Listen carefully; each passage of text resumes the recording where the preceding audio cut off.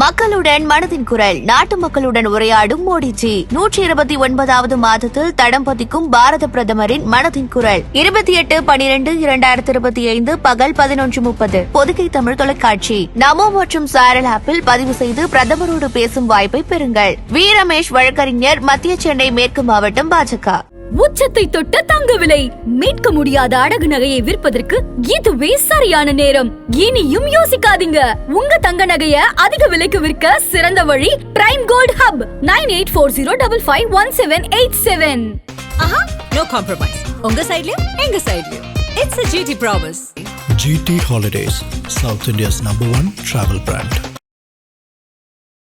பாஜகவுடைய தேசிய செயல் தலைவர் திருமிகு நிதின் நபீன் அவர்கள் பாண்டிச்சேரி வந்திருந்தாரு ஒரு நாள் பயணமாக. நிதின் நபீன் ரொம்ப கராரா இருக்காரு. முதல்ல ஒன்று சொன்னாரா, எடப்பாடி என்டிஏவோட தலைவர், ஆனா இவர் வரணும், இவர் வரக்கூடாது, இவர் இருக்கணும், இவர் இருக்கக்கூடாதுன்னு உத்தரவு போடுறதுக்கு எடப்பாடிக்கு உரிமை கிடையாது. என்டிஏல தமிழ்நாட்டில் யார் இருக்கணும்னு முடிவு பண்ண வேண்டியது பாஜக தலைமை தான். அடுத்தது விஜயை கொண்டு வரதை பத்தி உங்க ஒப்பீனியன் என்னன்னு கேட்டிருக்காரு நிதின் தமிழ்நாடு தலைவர்கிட்ட. அப்ப சொன்னாங்களா, இப்போ மோடியை திட்டி பேசுறதை குறைச்சிட்டாருங்க, ஹவுஸ் த கிரவுட்னு கேட்டாராம். அதுக்கு சொன்னாலும் தலைவர்களை சொன்னாங்களா, கூட்டப்பட்ட கூட்டம் இல்லை, தானா சேர்ந்த கூட்டம், அதை நம்ம எப்படியாவது பயன்படுத்திக்கணும், why not bring him under என்டிஏன்னு கேட்டாராம். இல்ல சார், விஜய் என்டிஏ கூட்டணிக்குள்ள போனார்னா அது ஒரு பொலிட்டிக்கல் சூசைடுங்கிறாங்களே சார். பொலிட்டிக்கல் சூசைடு இல்ல, தனியா போட்டி போட்டு பல திமிங்கலங்கள் இருக்கும் ஒரு கடல்ல ஒரு சிறு மீன் குஞ்சு மாதிரி தான் அவர் இருப்பார். திமுக வீழ்த்தணும்னா விஜய் என்டிஏ கூட்டணிக்கு வந்தாதான் திமுக வீழ்த்த முடியுங்கிற மைண்ட் செட்டுக்கு பாஜக வந்துட்டாங்களா? அதிமுக பாஜக கூட்டணி ஸ்ட்ராங்கா இல்லையான்னு கேட்டீங்கன்னா, அதிமுக காரங்களும் பாஜக காரங்க சொல்றது ஸ்ட்ராங் இல்லைன்னு சொல்றாங்க. ரெண்டு பேராலையும் திமுக வீழ்த்த முடியாது. மதத்தை வச்சு அரசியல் பண்றது தான் பாஜகவோட வழக்கம். தமிழ்நாட்டுல போனி ஆகாதே சார், பீகார்ல போனி ஆகும், தமிழ்நாட்டுல போனி ஆகாது. பீகார் வெற்றி பெற்றது என்ன, பாஜக கொள்கையினால் வெற்றி பெற்றதா? 10,000. பீகார்ல மட்டும் பாஜக கொள்கையினால் வெற்றி பெறல, பணத்தால் வெற்றி பெற்ற. மகாராஷ்டிராலையும் அப்படிதான். மகாராஷ்டிரால அப்படிதான். அடுத்த டெக்னிக் தமிழ்நாட்டில் அதை கையில் எடுக்க போறாங்கன்னு கன்ஃபார்ம் ஆயிடுச்சு. ஜனவரிக்கு பிறகு அண்ணாமலைக்கு ஒரு தேசிய பொதுச் செயலாளர் பதவி கொடுத்து சவுத் இந்தியா இன்சார்ஜா கொடுக்க வாய்ப்பு வந்ததுன்னா, ஆனா அண்ணாமலை கிளீனா சொல்லிட்டாங்க, எனக்கு தமிழ்நாடு தான் டார்கெட். புலி பாய்ச்சல் அண்ணாமலை போக ஆரம்பிச்சிட்டார். மறுபடியும் press conference, press meet, talk, meeting, திட்டுறது. இப்பதான் திருப்பி பழைய ட்ராக்ல பிஜேபி வந்திருக்குன்னு ஃபீல் பண்றாங்க. இது நயினாரே சொன்னாராம், நல்ல முடிவுங்க, அண்ணாமலையோட புகழ் தமிழ்நாடு பிஜேபிக்கு லாபம் தானே தவிர நஷ்டம் கிடையாது. பாமக நடக்கிறது முழுக்க குடும்ப தகராறு தான். குடும்ப தகராறுல ரெண்டா உடஞ்சி போகும் இப்ப காத்துட்டு இருக்கு பாஜக. ஒன்னு டிஎம்கே பக்கம் போகும், ஒன்னு என்டிஏ பக்கம் வரும். ஸோ அண்ணாமலையோட ரோல் இப்ப எப்படி இருக்க போறதுன்னா, சிமெண்டிங் த என்டிஏ. வாங்க அண்ணா, வாங்க உள்ள வாங்க எல்லாம் கூப்பிட்டு உட்கார வச்சு பேசி சரி பண்ணி அந்த பொறுப்பு அண்ணாமலையிட கொடுக்கப்பட்ட ஸ்பெஷல் அசைன்மெண்ட். தமிழ்நாட்டிலே எந்த அரசியல் கட்சி மிகவும் ஆயத்தமா இருக்கிறதுன்னா திமுக முதலிடம். நாளைக்கு தேர்தல் வச்சா ரெடி, எல்லா வேலையும் முடிச்சிட்டாங்க. இனிமே பண்ண வேண்டிய வேலையே கிடையாது, எல்லாம் முடிச்சாச்சு, ரெடியா இருக்காங்க. இப்போ நாளைக்கு தேர்தல் வருதா, கேண்டிடேட் அனௌன்ஸ் பண்ணா கேம்பெயின் பண்ணி போயிட்டே இருக்கும். அந்த லெவல் அதை பார்த்து கூட மற்ற கட்சிகள் கத்துக்கலையே அப்படிங்கிற கோபம் பாஜக இருக்கிறதுல நியாயம் தானே. ஆதரவாளர்களுக்கு அன்பு வணக்கம். இன்று நம்மோடு மூத்த பத்திரிகையாளர் திருமிகு பிரகாஷம் சுவாமி இருந்துள்ளார். வணக்கம் சுவாமி சார். வணக்கம். நல்லா இருக்கீங்களா சார்? நல்லா இருக்கேன், தேங்க்யூ சார். பாஜக பற்றி உங்ககிட்ட கேட்கணும்னு நினைக்கிறேன். பாஜகவுடைய தேசிய செயல் தலைவர் திருமிகு நிதின் நபீன் அவர்கள் பாண்டிச்சேரி வந்திருந்தாரு ஒரு நாள் பயணமாக. சென்னையில் அவருக்கு ஒரு மிகப்பெரிய ஒரு வரவேற்புலாம் கொடுத்துருக்காங்க. ஒரு ஃபர்ஸ்ட் அஃபிஷியல் விசிட்டே பாண்டிச்சேரி வந்திருக்காரு. என்ன சொல்ல விரும்புகிறாங்க, குறிப்பாக எலெக்ஷன்ஸ் தமிழ்நாடு கேரளாலாம் நடக்க போது, இன்க்ளூடிங் பாண்டிச்சேரி, என்ன சார் பிளான் வச்சிருக்காங்க? ஒரு அஃபிஷியல் மீட்டிங் மாதிரி தெரியல, பர்சனல் ரீசன் அப்படின்னு சொல்றாங்க. இருந்தாலும் தமிழக பாஜக நிர்வாகிகள் அவர் சந்திச்சு பேசியிருக்காங்க. தமிழ்நாடு வரைக்கும் என்ன சார் முக்கியத்துவம் இருக்குதுல? நிதின் நபீன் முக்கியமான தமிழக தலைவர்கள் அனைவர்கிட்டையும் பேசியிருக்காரு. குழுவாக பேசினாரா, தனித்தனியாக பேசினாரா, முக்கியமான தலைவர்கள், பெருந்தலைவர்கள், எச் ராஜா, அண்ணாமலை, நயினார் நாகேந்திரன், அந்த மாதிரி தனியாக பேசியிருக்காரு. குழுவாக பேசினாராம். இதில் என்ன, அவரை பற்றி வந்த தகவல், நிதின் நபீன் ரொம்ப ஒரு கண்டிப்பான ஒரு கட்சிக்கார். Okay, he means business. அவர் இந்த பழவழா குழகழா நட்டாலிருந்து கம்ப்ளீட்டாக வேறுபட்டவர் அப்படின்னு ஒரு தலைவர் சொன்னார். அந்த தலைவர் அமித்ஷாட்ட ஒர்க் பண்ணியிருக்கார், ராஜ்நாட்டை ஒர்க் பண்ணியிருக்கார், அமித்ஷாட்ட ஒர்க் பண்ணியிருக்கார், நட்டாட்ட ஒர்க் பண்ணியிருக்கார், நிதின் நபீன்ட்டையும் ஒர்க் பண்ணியிருக்கார். நான் என்கிட்ட சொன்ன தலைவர். அவர் சொன்னார் இவர் ரொம்ப டஃப்பாக விஷயத்தில் புலியாக இருக்கார். ஒரு லூஸ் டாக் சரியில்லை, ஹவாரியூன்னு கேட்டு டைரெக்டாக விஷயத்துக்கு வந்துடுறாரு. ரொம்ப கராராக இருக்கார். ஓகே. அமித்ஷா சொன்ன சில விஷயங்கள்லாம் பரிமாறப்பட்டது. முதல்ல ஒன்று சொன்னாராம், என்டிஏல தமிழ்நாட்டில் யார் இருக்கணும்னு முடிவு பண்ண வேண்டியது பாஜக தலைமை தான். எடப்பாடி கிடையாதா? எடப்பாடி என்டிஏவோட தலைவர். ம். ஆனால் இவர் வரணும், இவர் வரக்கூடாது, இவர் இருக்கணும், இவர் இருக்கக்கூடாதுன்னு உத்தரவு போடுறதுக்கு எடப்பாடிக்கு உரிமை கிடையாது. ம். என்டிஏவோட அகில இந்திய தலைமை பாஜக தான். தமிழ்நாட்டில் வந்தால் முதலமைச்சர் வேட்பாளராக எடப்பாடியை போட்டிருக்கோம். என்ன சுருக்கமாக சொல்ல வர்றாருன்னா, டிடிவி தினகரன், ஓபிஎஸ் இவங்கெல்லாம் வரத்துக்கு எடப்பாடி எதிர்ப்பு தெரிவிக்கக்கூடாது அப்படின்னு ஏன் நம்ம தைரியமாக பேசலைன்னு கேட்டாராம். அதுக்கு அண்ணாமலை சொன்னாரா, இல்லைங்க பேசுறதை பற்றி இல்லைங்க, பேசினா அவரு கோச்சிட்டு போகிறாரு, இங்கே நம்ம வந்து ஸ்ட்ராங்காக பிடி கொடுத்து பண்ண முடியல. இல்லை நம்ம ஏன் நம்ம அமித்ஷா, தட் இஸ் அமித்ஷாவின் குரலாக ஒலித்தார் நிதின் அப்படிங்கிறது வேணா ஒத்துக்கலாம். ஓகே. அமித்ஷாவோட எண்ணங்கள் இது அமித்ஷா ஆல்ரெடி சொல்லியிருக்காருன்னா சொல்லியிருக்காரு. இது ஒன்றும் அமித்ஷா புதுசாக எதையுமே பேசலை. நிதின் புதுசாக எதையும் அமித்ஷா சொன்னதா சொல்ல. ஸோ அதாவது ஓபிஎஸ் டிடிவி 2 பேரும் என்டிஏக்குள்ளே வரணும்னு டெல்லி விரும்புது. டெல்லி கண்டிப்பாக வந்தே ஆகணும்னு சொல்லுது, விரும்புதில்லை, வந்தே ஆகணும்னு சொல்கிறது. ஏன்னா அவங்க ஓட் ஷேர் கால்குலேஷன் பிரகாரம் இவங்க 2 பேர் இருந்தாலும் தேர முடியும். விஜய் வேற வந்துட்டார். அடுத்தது விஜயை கொண்டு வரதை பற்றி உங்கள் ஒப்பீனியன் என்னன்னு கேட்டிருக்காரு நிதின். யார்கிட்ட? தமிழ்நாடு தலைவர்கிட்ட. அப்போ சொன்னாங்களா, இப்போ மோடியை திட்டி பேசுறதை குறைச்சிட்டாருங்க. 2 மீட்டிங்கில் கடந்த மீட்டிங்கில் மோடியை பற்றி எந்த விதமான நெகட்டிவ் கமெண்ட்டும் பண்ணல. ஃபஸ்ட்டு 2 மீட்டிங் பேசினார். அப்புறம் அவர் அந்த கரூர் சம்பவத்துக்கு பிறகு நம்ம ஹெல்ப் பண்ண பிறகு கொஞ்சம் திருந்திட்டார். இப்போ கொஞ்சம் நல்ல ஹவுஸ் அ க்ரௌட்னு கேட்டாராம். அதுக்கு சொன்னாலும் தலைவர்களை சொன்னாங்களா, அன்பிலீவபிள் க்ரௌட், கூட்டப்பட்ட கூட்டம் இல்லை, தானாக சேர்ந்த கூட்டம். அவருக்கு ஒரு கணிசமான வாக்கு வங்கி இருக்கான்னு கேட்டிங்கன்னா கண்டிப்பாக இருக்குது. அதை நம்ம எப்படியாவது பயன்படுத்திக்கணும். Why not bring him under என்டிஏன்னு கேட்டாராம். இதுக்கு எடப்பாடி ஏதாவது அப்ஜெக்ட் பண்ணுறாரான்னு கேட்டதுக்கு எடப்பாடி இதை ஒன்றும் அப்ஜெக்ட் பண்ணல. விஜய் வரதை பற்றி எடப்பாடி ஒன்றும் பெருசாக கண்டுக்கல. வந்தாலும் பரவாயில்ல, வராட்டியும் பரவாயில்ல. இல்லை I'm asking about number of சீட்ஸ்ன்ற வார்த்தையை சொல்லியிருக்காரு. சீட்டு எண்ணிக்கையில் எடப்பாடி விஜய் வரதை பற்றி யோசிக்கிறாரான்னு கேட்டதுக்கு அந்த மாதிரி ஒன்றும் தெரியல, அது உட்காந்து பேசிக்கலான்ற மாதிரி தான் சொல்லியிருக்காரு. ஃபஸ்ட்டு ரவுண்ட் ஆஃப் மீட்டிங் நாங்கள் எடப்பாடிகிட்ட பேசும்போது விஜய் வரதுக்கு அப்ஜெக்ஷன் இருக்கான்னு கேட்டோம். எங்களுக்கு ஒன்றும் இல்லைன்னு சொன்னார். அப்படின்னா அதிமுகலேருந்து எடப்பாடி கட்சின்னு சொன்னாராம், விஜய்க்கு எதிராக குரல் ஏன் எழும்புதுன்னு கேட்டிருக்காரு. அது வரைக்கும் டீட்டெயில்டாக கையில் நோட், ஐபி கொடுத்த நோட் வச்சிருக்காரு. இல்லை சார், ஏடிஎம்கேல இருந்து விஜய்க்கு எதிராக எந்த ஒரு எம்ஜிஆர் பேர் சொன்னது அப்ஜெக்ட் பண்ணாங்க இல்லையா? ஆமா, அதை பத்தி கேட்டார். சார் எம்ஜிஆர்ங்கிறது ஏடிஎம்கேவுடைய founder member sir. MGR common man சொல்றாராம். எம்ஜிஆர் அண்ணா எப்படி திமுக, திகா, மதிமுக எல்லாத்துக்கும் சொந்தமோ அந்த மாதிரி எம்ஜிஆருங்கிற ஒரு common man. Sir MGR common man சொல்றீங்க. இந்த எம்ஜிஆர் காமன் மேனா டிஎம்கே எம்ஜிஆர் யூஸ் பண்ண முடியுமா? முடியாது. மதிமுக எம்ஜிஆர் யூஸ் பண்றாங்களா? இல்ல வேற யாருமே எம்ஜிஆர் யூஸ் பண்ணலையே சார். ஐடியாலஜிக்கலி பெரியார், அண்ணா, கலைஞர் ஒரு சைடு, ஆமா, ஜெயலலிதா, எம்ஜிஆர் ஒரு சைடு, அப்படிதான் பிரிவு அப்படிதான் வருது. எம்ஜிஆர் கலைஞர் தான் கட்சியை துவக்கினார். ஆமா, எப்படி இவங்களுக்கு மதிமுக அண்ணா சொந்தம் கொண்டாடுதோ இவங்கெல்லாம் கொண்டாடுறாங்களோ அந்த மாதிரி இந்த பக்கம் அதிமுகவும் விஜயும் கொண்டாடுறதுல தப்பு இல்லைங்கிறது பாஜகவோட கருத்து. அதை கொஞ்சம் அவர்கிட்ட சொல்லி அந்த அந்த ஆங்கிளில் போவானான்னு சொல்லுங்க. நம்ம உள்ள கொண்டு வரதுக்கு வழியை பார்க்கணுமே சார். இப்போ நம்ம விஜய் கிரிட்டிசைஸ் பண்ணி எம்ஜிஆர் புகழை என்டிஏலேருந்து விஜய் பாடினார்னா இன்னும் நமக்கு நல்லது. என்டிஏக்கு தான் வாக்கு வரும். ஸோ அது வரைக்கும் வெயிட் பண்ண சொல்லுங்க. உள்ள என்டிஏக்குள்ளே வந்தாவிட்டு அப்புறம் எம்ஜிஆரை பற்றி பேசிட்டு போகிறோம். எம்ஜிஆரை விஜய் யூஸ் பண்ணாமல் இருக்கிறது அது பாயிண்ட்ல நான் போக விரும்பல. இல்லை, இது அதிமுக அப்ஜெக்ட் பண்ணக்கூடாதுன்னு விரும்புகிற இவர் சார். அது 2 பேருக்குமான பிரச்சனை சார். அது விஜய்க்கும் ஏடிஎம்கேக்குமான பிரச்சனை. அதுக்குள்ள நான் பெருசாக போக விரும்பல. விஜய் ஆன்டி பிஜேபி ஆச்சே சார். அவர் அரசியல் எதிரின்னு திமுகவை சொல்றாரு, கொள்கை எதிரின்னு பாஜகவை சொல்றாரு.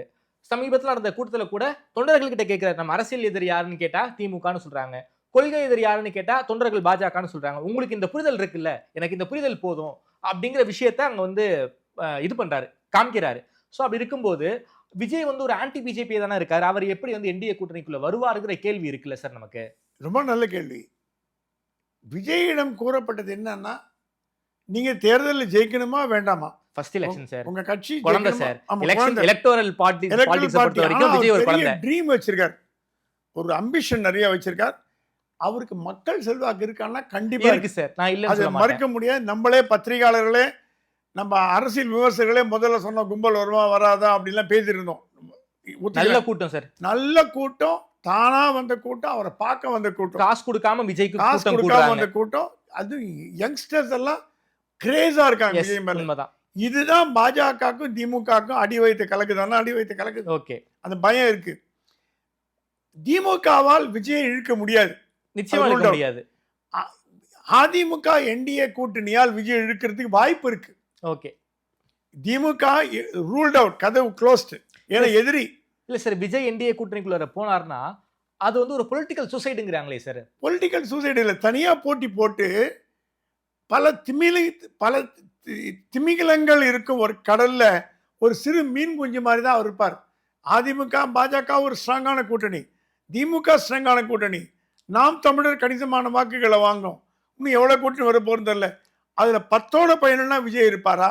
அப்படி இருந்தா கூட விஜய் ஒரு 30-40 சீட் வாங்குறாருன்னா அது ஸ்பாயிலியர் தான் இருக்க முடியும் சார். நான் ஓபனா திமுக ஆட்சிக்கு வராம தடுக்க முடியும். ஓகே. விஜயால் ஆட்சிக்கு வர முடியுமா?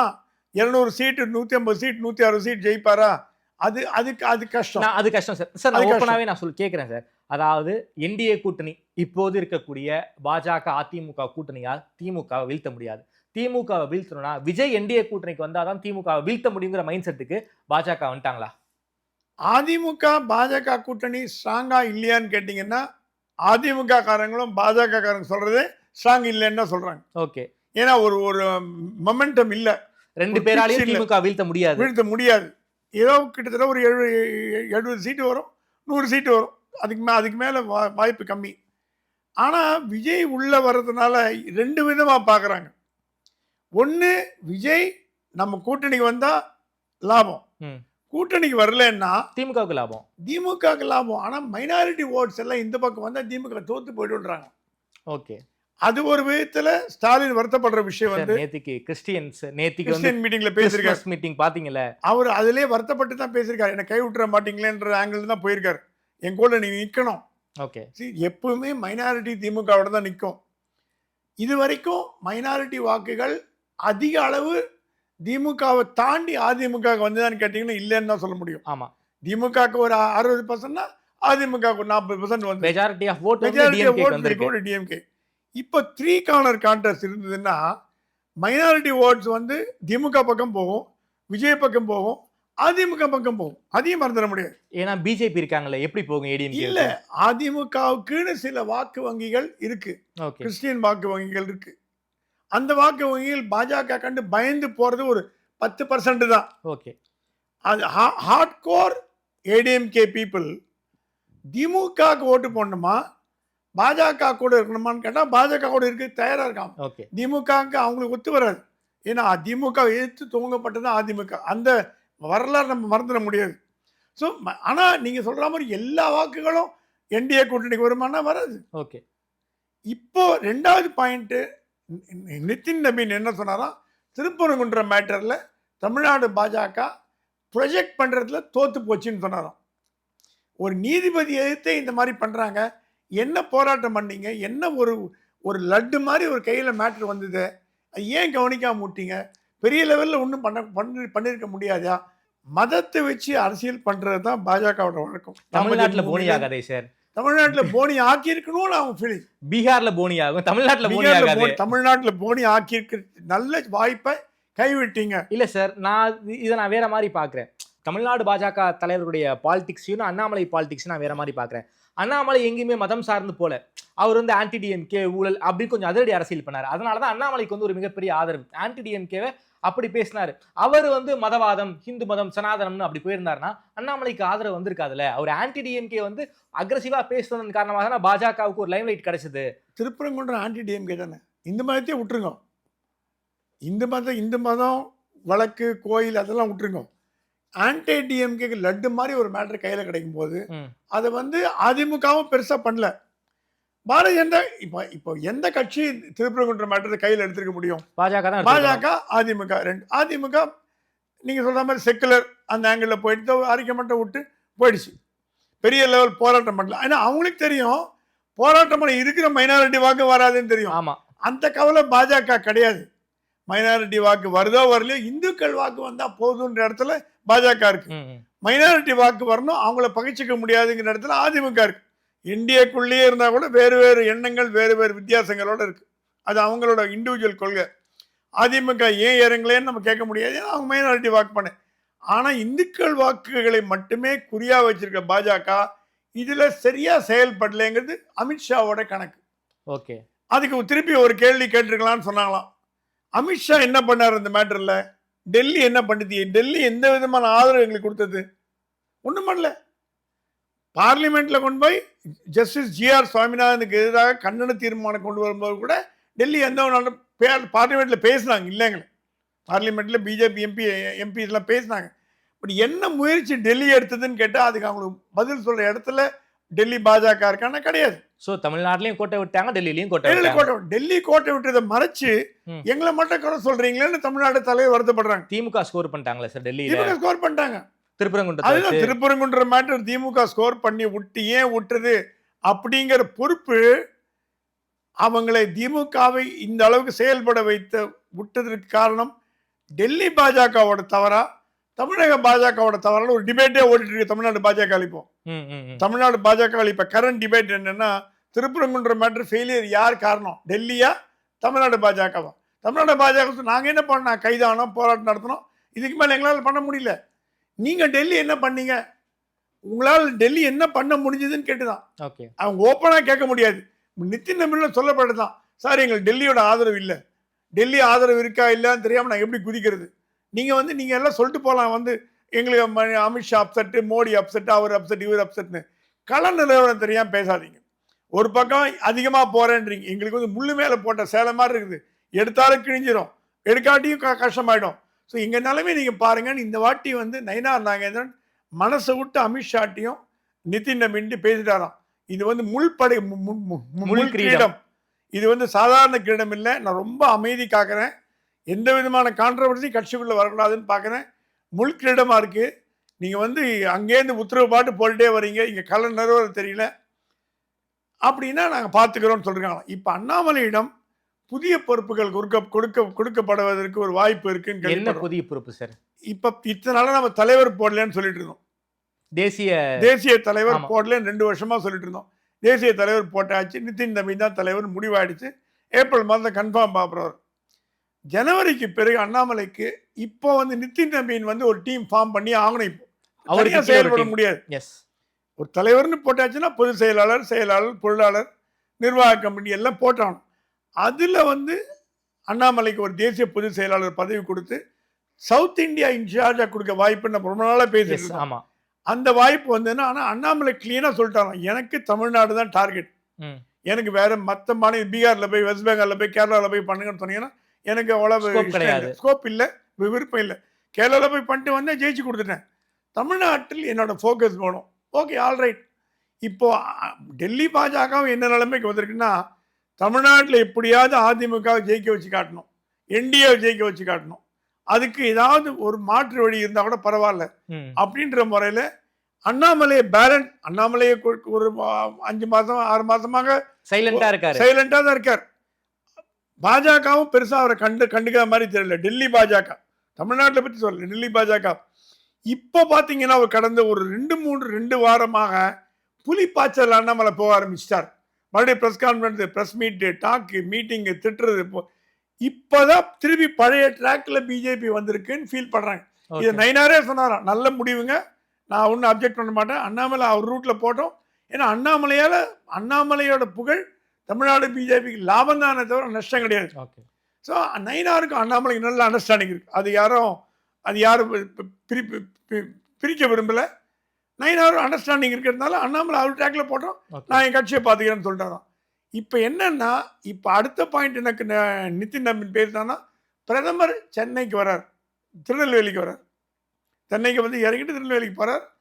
அப்போ என்டிஏவோட கூட்டம் நடத்தி என்டிஏவோட பலத்தை நிரூபிக்க வேண்டிய கட்டாயத்து இருக்கும். ஆல்ரெடி ஜனவரி வந்தாச்சு, இன்னும் 3 மாசம் கூட இல்லை, 2 மாசம், ஜனவரிக்கு இன்னும் 10 நாள் தான் இருக்கு. 10 நாள் தான் இருக்கு. அப்புறம் திரும்பி பார்த்தா மார்ச் வந்துடும். அதுக்கப்புறம்லாம் டிலே பண்ண முடியாது. இந்த என்டிஏங்கிறத அதுக்குள்ள பண்ணணும். என்ன பண்ணணும்னு கேட்டாராம். ராமதாஸ் என்ன பண்ண போறார், விஜயகாந்த் ஒய்ஃப் என்ன பிரேமலதா என்ன பண்ண போறாங்க. பிஎம்கே சண்டை இப்ப முடியாது போல இருக்கே சார். பிஎம்கே சண்டை அப்பா மகனை ஜெயில போடணும்னு அப்பா சொன்னதுக்கு அப்புறம் மகன் அந்த கட்சியில் இருக்கிறது லாபம் இல்ல இல்லை. சார், மகனை தாண்டியும் மருமகளையும் ரொம்ப ஒரு காட்டமான விமர்சனம், வெளியில சொல்ல முடியாத அளவுக்குலாம் விமர்சனம் பண்றாரு. இது குடும்ப தகராறு தான். பாமக நடக்கிறது முழுக்க முழுக்க குடும்ப தகராறு தான்.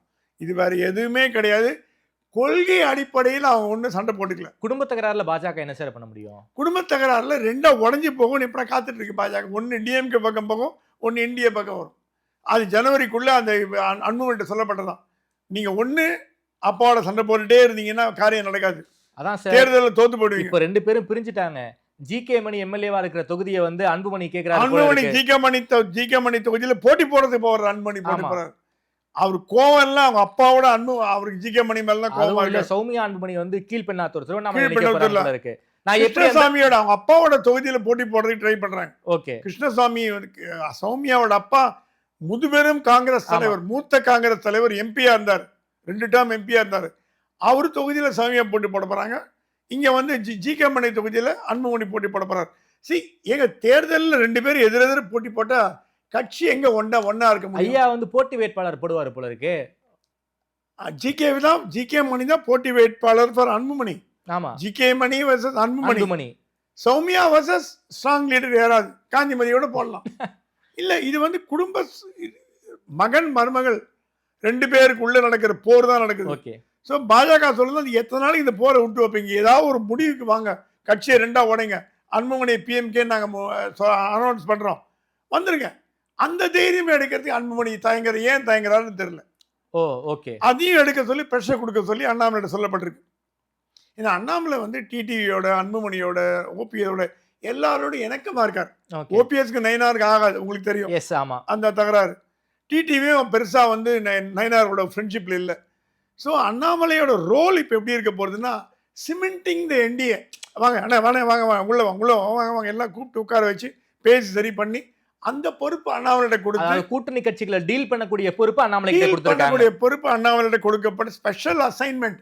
ஓகே. ஸ்பெஷல் அசைன்மெண்ட் மாதிரி கொடுத்து, அண்ணாமலை நீங்க எப்படியாவது என்டிஏ ஸ்ட்ரெங்தன் பண்ணுங்க. நீங்க பண்றது தமிழ்நாடு பாஜக நல்லதான் பண்ண போறீங்க. பாமக உடையட்டும், உடஞ்சி ஒரு பக்கம் நம்ம கிட்ட வரட்டும். நம்ம ஒரிஜினல் பாமக அன்புமணி தான் நம்ம கிட்ட இருக்கட்டும். அப்பா டிஎம்கே பக்கம் போட்டோம், என்னென்ன பண்ணிட்டோம், நீங்க கவலைப்படாதீங்க, உடைங்கன்னு சொல்லிருக்காங்க. அன்புமணி சொன்னாதான் எனக்கு 10 நாள் டைம் கொடுங்க, நான் எங்க அப்பாவை எக்ஸ்பெல் பண்றேன் கட்சியிலேருந்து. அந்த லெவலுக்கு போயிட்டார். ஓகே. அவர் கேட்டார், நான் என்ன பண்ணணும்னு கேட்டாராம். பிஎம்கே உங்ககிட்ட இருக்குன்னு ப்ரூவ் பண்ணுங்க, உங்க அப்பாவை எக்ஸ்பெல் பண்ணுங்க. இனிமே அப்பா புள்ள பாசம் நடக்காது. அங்க லாலு பையனுக்கு சண்டை நடக்குது, உங்களுக்கு பீகார் நடக்க தெரியும்.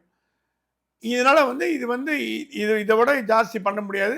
நீங்க ஒரு முடிவு எடுத்தாக வேண்டிய கட்டாயத்துக்கு இருக்கான்னு பிரேமலதாட்ட கேட்க போனோம். ஃபைனலாக கேட்பாங்களாம், வரீங்களா வரலையா, இல்லைன்னா கதவு மூடிடுவோம், அப்புறம் உங்க இஷ்டம். பிரைம் மினிஸ்டர் வரும்போது நீங்க வரீங்களா இல்லையா, சுதீஷ்க்கு ராஜ்யசபா கொடுக்குறது ஓகே பண்ணியாச்சு, இதை விட உங்களுக்கு என்ன டிமாண்ட், 5 6 சீட்டு கொடுக்குறோம், நீங்க கேட்டதெல்லாம் கொடுக்குறோம். அதுக்கு மேல அவங்ககிட்டயும், தட் இஸ் டெல்லி பாஜக என்ன ஃபீல் பண்ணுதுன்னா, கரார் முகம் காட்டக்கூடிய தலைவர்கள் தமிழ்நாட்டில் பாஜகவில் இல்லை. கரார் முகம், கட் அண்ட் ரைட்டா பேசணும், முடியுமா முடியாதா, அந்த மாதிரி பேசாதனால்தான் அன்புமணி மேட்டரும் வீக்கா இருக்கு. ஓகே. சௌமியா பிரேமலதாவும் வீக்கா இருக்கு, எல்லாம் வீக்கா. ஜிகேவாசன் கூட இருக்கார். துரைமுருகன் மாதிரியான ஒரு கேரக்டர் தமிழ்நாடு பாஜகவில் இல்லைன்னு சொல்ல வரீங்களா? துரைமுருகன் கூட்டணி பேச்சுவார்த்தையிலே கொஞ்சம் நக்கலா பேசுவாரு, கொஞ்சம் இதா பேசுவாரு. ஸ்டாலினும் கருணாநிதி நம்பர் துரைமுருகன் தான் கூட்டணி பேச்சுவார்த்தை, கராரா இருப்பாரு. அவர் என்ன முடிவு பண்றாரோ அதுதான் கலைஞரும் ஸ்டாலின் கேட்பாங்க. கூட்டணிக்கோசரமாவது துரைமுருகன் வச்சுப்பாங்க. அந்த மாதிரி தமிழ்நாடு பாஜக யாருமே இல்லை.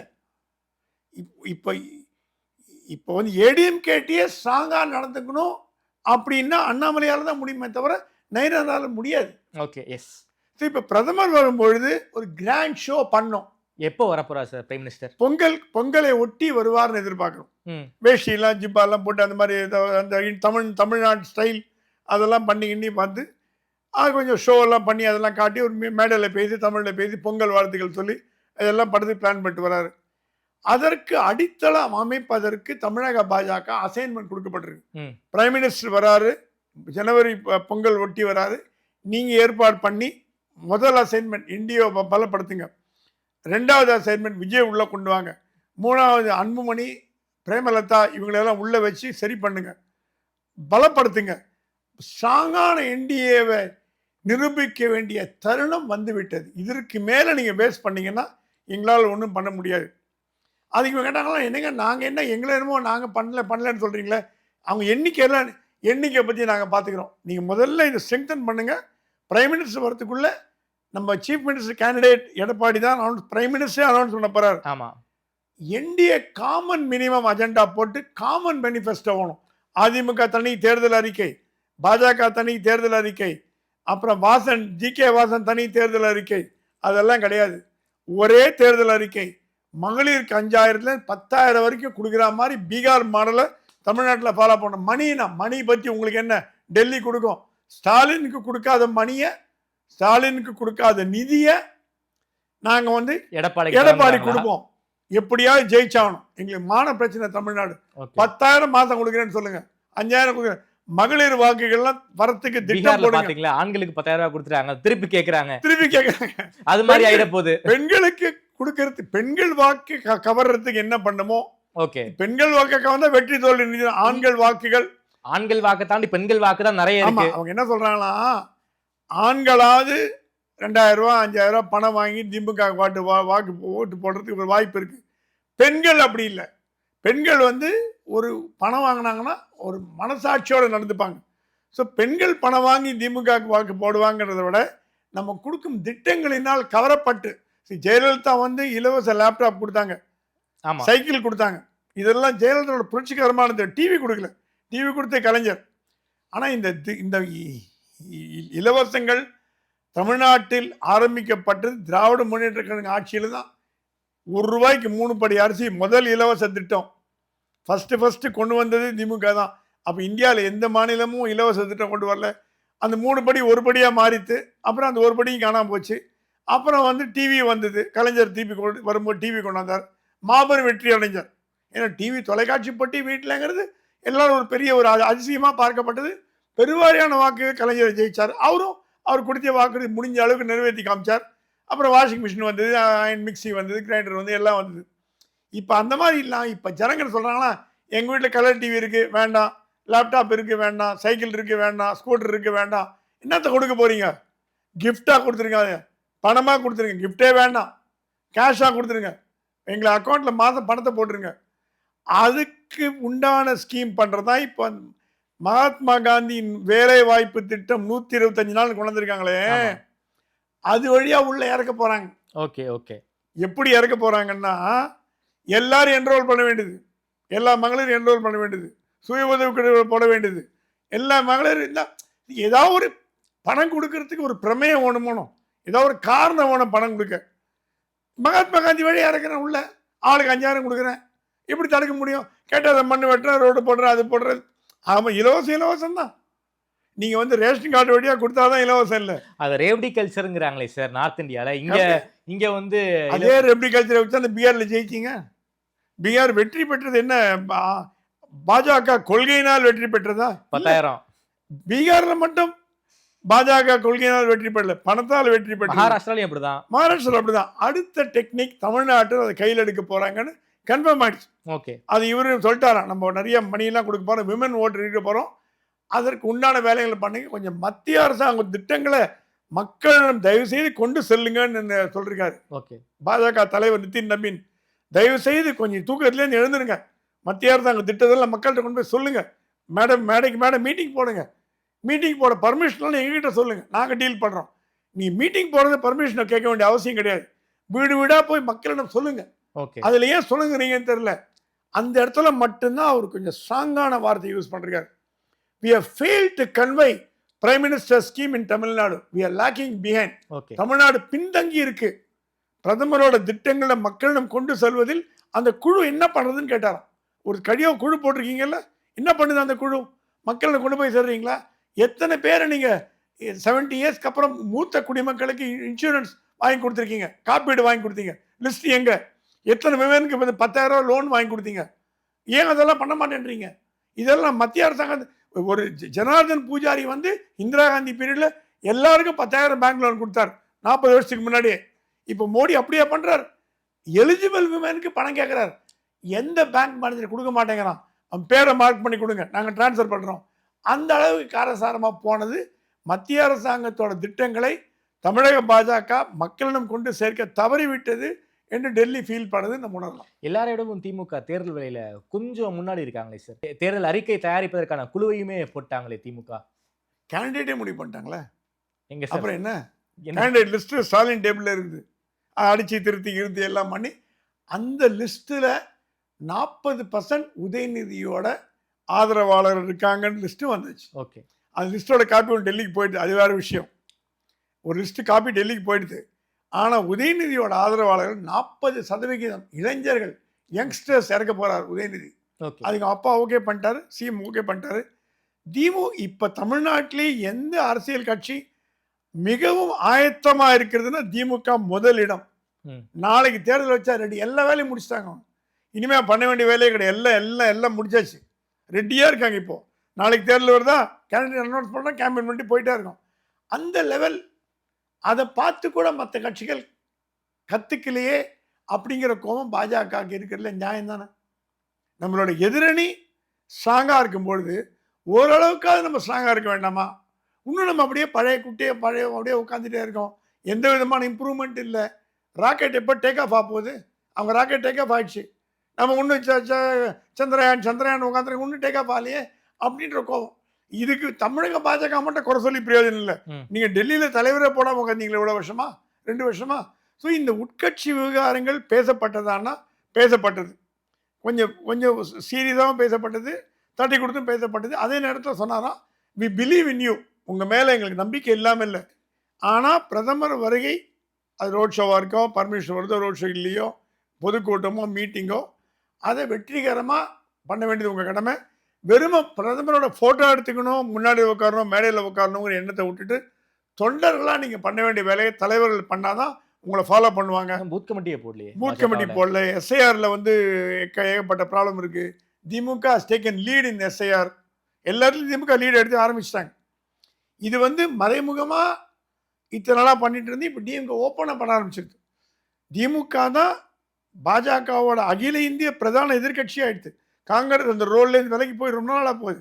அந்த ரோலில் காங்கிரஸ் இல்லை. இப்போ பாஜகவோட எதிரி யாருன்னு பார்த்தீங்கன்னா நம்பர் 1 டிஎம்கே தான். அப்படி இருக்கும்பொழுது ஏன் இன்னும் விட்டு வச்சிருக்கீங்க அப்படின்னு கேட்டிங்கன்னா திருப்பி கேள்வி எழுது.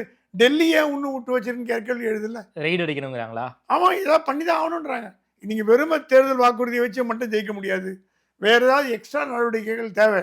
டெல்லி மாதிரி மற்ற ஸ்டேட்ஸ் மாதிரி. அதுக்கும் திமுக தயாரா இருக்காங்க போல இருக்கு. அது திமுக ஸ்டாலின் சொல்றாரு, என்ன வேணா போடுங்க, நான் பார்த்துக்கிறேன்ட்டார்.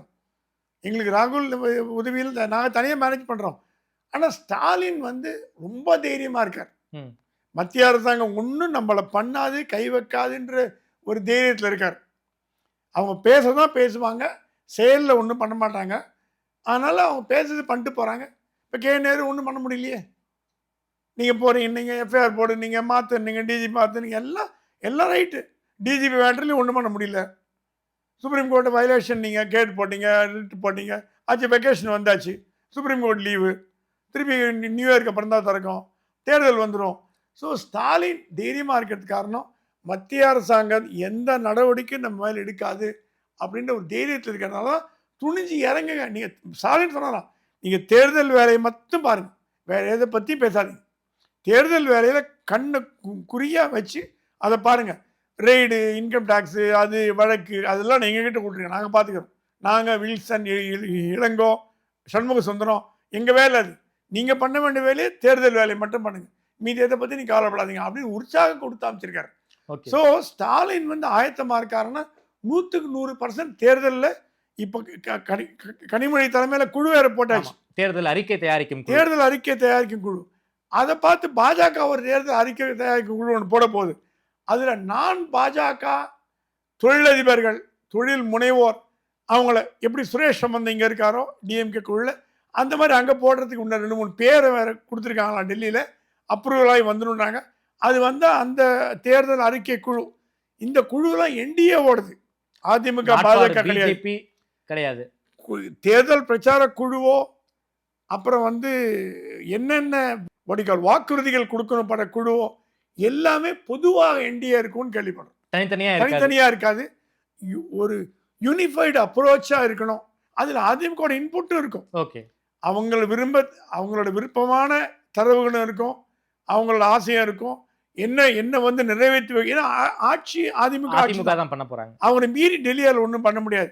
ஸோ எடப்பாடிட்ட ஆனால் என்னன்னா அந்த பேச்சுவார்த்தை ஒன்றும் துவக்கவே இல்லையே. நீங்கள் ஏடிஎம்கேக்கும் பிஜேபிக்கும் நம்ம தேர்தல் வாக்குறுதி என்னென்ன கொடுக்கணும் என்னுமே பண்ணல.